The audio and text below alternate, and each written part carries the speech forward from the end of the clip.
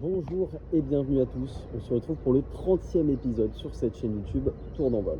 Aujourd'hui, on commence cette vidéo en France et pourtant les plus amoureux du football auront reconnu derrière moi un bâtiment emblématique, le stade Louis II, parce qu'aujourd'hui on part à la découverte de Monaco.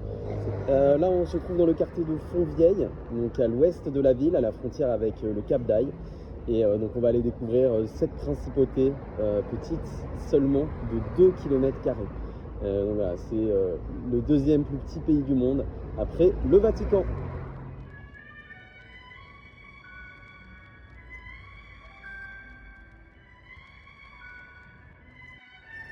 Et voilà à quoi ressemble le pourtour du stade. On dirait un bâtiment qui se fond un petit peu dans la masse des autres buildings environnants.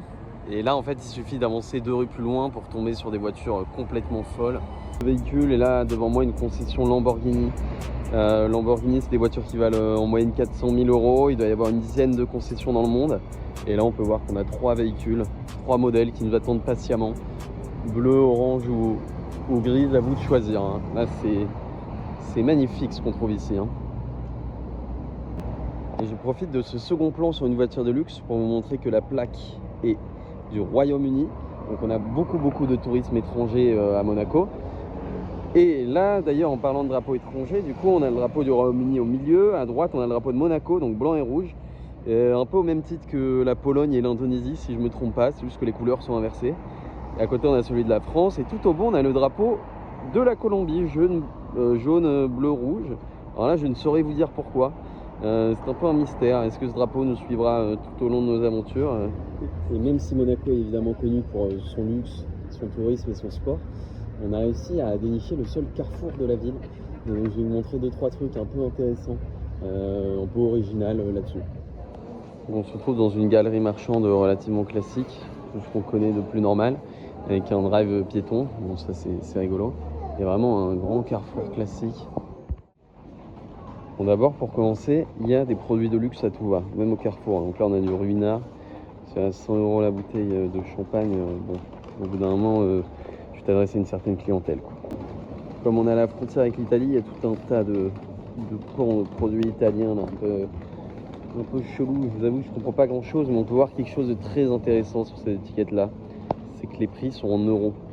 Et pourquoi est-ce que c'est assez exceptionnel de pouvoir payer en euros ici? Parce qu'on est dans un pays qui ne fait pas partie de l'Union européenne et qui pourtant utilise l'euro. Donc c'est le cas d'autres pays comme par exemple Andorre ou Saint-Marin, mais également de pays plus grands comme le Kosovo, il me semble. Donc voilà, c'est fun fact un peu niche, mais intéressant pour essayer de comprendre un petit peu la dynamique du pays, quoi.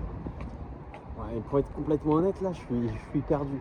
Ça fait 3 fois que je passe au même endroit. En fait, il n'y a pas beaucoup de chemins, d'escaliers qui montent parce que c'est une ville très dense. Presque 20 000 habitants par km². C'est un des pays les plus denses du monde, en fait. Et donc, c'est très compliqué de se repérer parce qu'il y a plein de passages qu'il faut connaître. Et malheureusement, je n'ai pas encore acquis cette expérience-là. Mais là, vous allez pouvoir voir quelque chose d'intéressant. Ça s'appelle le rocher.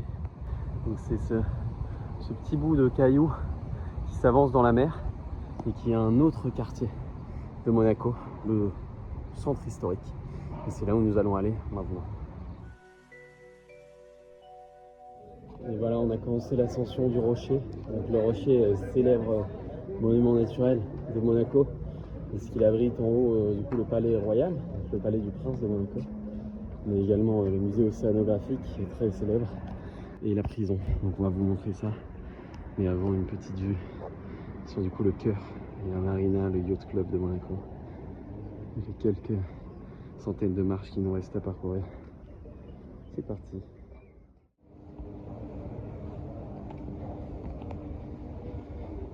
Et voilà, l'ascension est terminée, avec en arrivant à droite le palais royal, avec les petits gardes devant, qui a la relève de la garde toutes les demi-heures.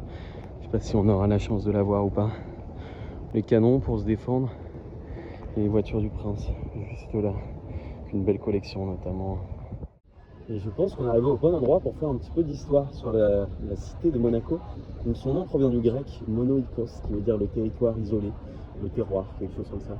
Et en fait c'était un port très prisé dans la mer Méditerranée, notamment pour faire du commerce. C'est devenu indépendant au XIIIe siècle pour la première fois, fin du XIIIe siècle. Et ensuite, c'était un territoire qui était rattaché par seulement à la France et à l'Italie. Jusqu'en 1860, elle a pris sa pleine souveraineté. Et en 1911, le statut a changé, c'est devenu une monarchie constitutionnelle, alors qu'avant le prince avait tous les pleins pouvoirs. Donc voilà, je pense que le plus important à retenir là-dedans, c'est que c'est globalement une histoire assez ancienne qui remonte à plusieurs centaines d'années et qui aujourd'hui est encore marquée par cela, avec beaucoup de vieux monuments, de vieux vestiges, très bien rénovés. Et c'est aussi le deuxième pays qui a le plus haut IDH au monde. Du coup, l'IDH, c'est l'indice de développement humain, donc ça prend en compte 3 critères qui sont le niveau d'éducation, l'espérance de vie et le niveau de revenu. Et donc voilà, c'est juste pour dire que ça se classe deuxième juste après la Suisse et que du coup ça montre que c'est un pays qui a beaucoup de moyens, un très bon système de santé et une répartition des richesses plutôt ok. Voilà, et au-dessus de moi, vous pouvez voir d'ailleurs dans la vieille ville, un peu en centre à l'image de toutes les villes méditerranéennes touristiques, avec même des petits t-shirts Monaco un peu kitsch. Et là, il faut aussi savoir qu'on est au mois de mars, donc il fait extrêmement beau, c'est très plaisant. Et du coup, il y a énormément de travaux dans la ville, parce qu'ils se préparent pour la saison, avec des touristes qui viennent du monde entier. Donc on a beaucoup de Scandinaves, beaucoup de clients du Moyen-Orient, beaucoup d'Américains, des États-Unis, mais beaucoup de pays d'Europe aussi. C'est vraiment the place to be quand vous avez pas mal d'argent, parce qu'en fait tout coûte vite très cher. Là par exemple ce midi on a déjeuné, tu peux en avoir pour 20 € pour un sandwich un peu qualitatif, mais bon quand même. Donc voilà, c'est pour vous donner un petit peu des ordres de grandeur. Et en sortant de la vieille ville, vous avez du coup ces magnifiques maisons, avec au milieu la basilique de Monaco, qui est un très vieux bâtiment en pierre blanche construit face à la mer. Regardez là, on domine le quartier de Fontvieille. Et une magnifique vue sur la mer Méditerranée et sur ce parc. Et nous déambulons aux abords du jardin exotique, avec les maisons à gauche. Et vous pouvez voir que c'est une ville très très propre, il n'y a rien qui traîne, il n'y a aucune imperfection en fait. Tout est très bien entretenu, très bien arrosé. Regardez, là par exemple on a une maison un peu aléatoire. On a des fleurs violettes qui poussent à tout bout de champ, des orangers. Et regardez là, et comment est-ce qu'il est coupé magnifiquement en droite là. Là vous pouvez pas faire mieux. Hein. Et la balade se termine devant le majestueux, l'imposant musée océanographique de Monaco.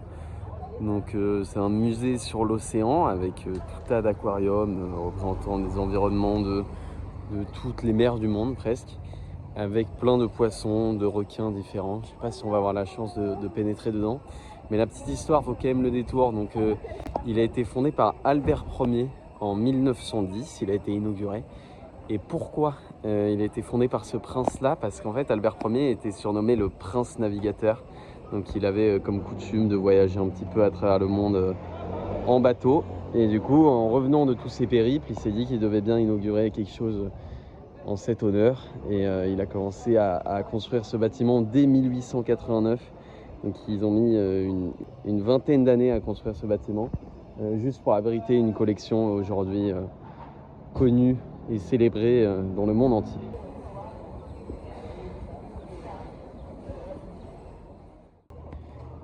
Et en fait, au-delà de cette vue magnifique, on peut voir que le musée se jette à même dans l'eau. Il est construit vraiment en flanc de falaise, sur une hauteur d'une quarantaine de mètres. C'est hyper impressionnant comme monument. Et là, on arrive sur une petite place avec en fond la prison de Monaco. Alors là, j'en ai appris une belle quand tu m'as raconté ça. Déjà, je pensais pas qu'il y avait une prison sur ces petits territoires. Et ensuite, elle est extrêmement bien sécurisée. Elle a presque même l'air agréable. Hein. Je sais pas si on peut dire ça pour une prison. Mais on voit un petit peu les jardins depuis les hauteurs. Et donc, il y a une trentaine de détenus qui sont là et qui ont quand même une magnifique vue sur la mer. Et voilà, parfait, on arrive dans le quartier des Condamines. Donc c'est un petit peu le quartier central, on va dire. C'est là où il y a toute la marina de Monaco. Et c'est aussi le quartier un peu populaire, entre guillemets. Donc c'est là où il y a pas mal d'enfants qui jouent au milieu de la place, comme on peut voir derrière moi. Et c'est d'ailleurs là où on a mangé ce midi aussi. Donc là, par exemple, j'ai mangé une focaccia à 6 €, c'est tout à fait accessible.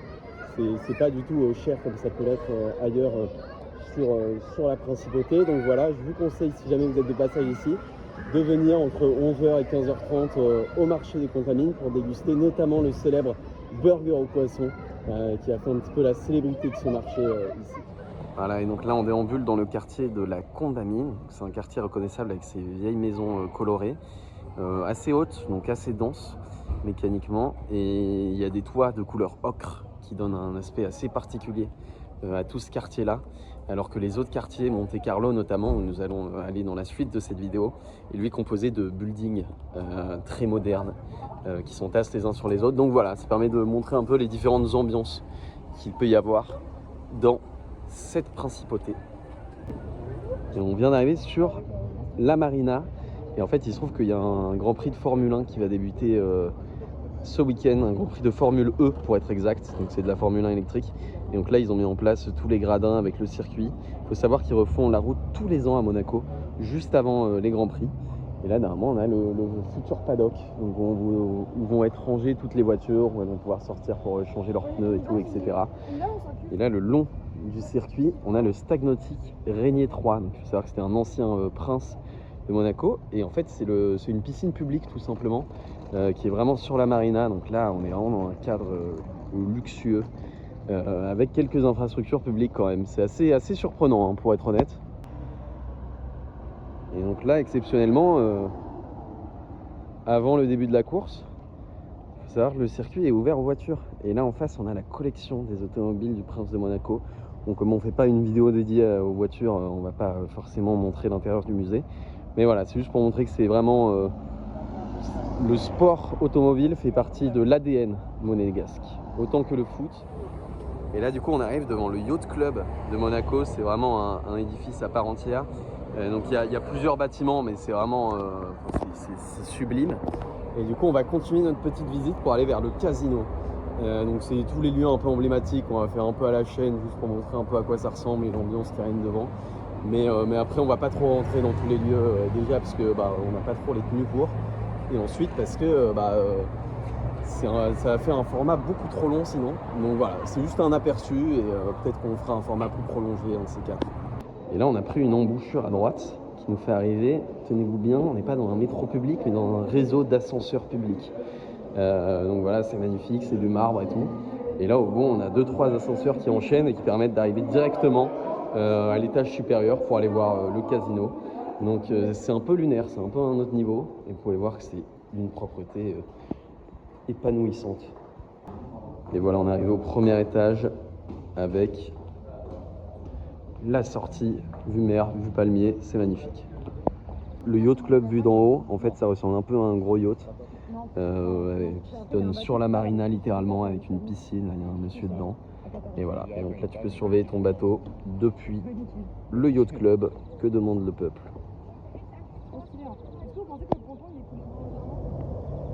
Et voilà, un des emblèmes, une architecture vraiment remarquable. On dirait presque un style un peu renaissance, avec des statues contemporaines devant. Et là, une super vue sur un coucher de soleil et ce bat. Je comprends pas comment on peut faire un truc aussi dégueulasse avec une vue comme ça, mais bon, ce n'est que mon avis.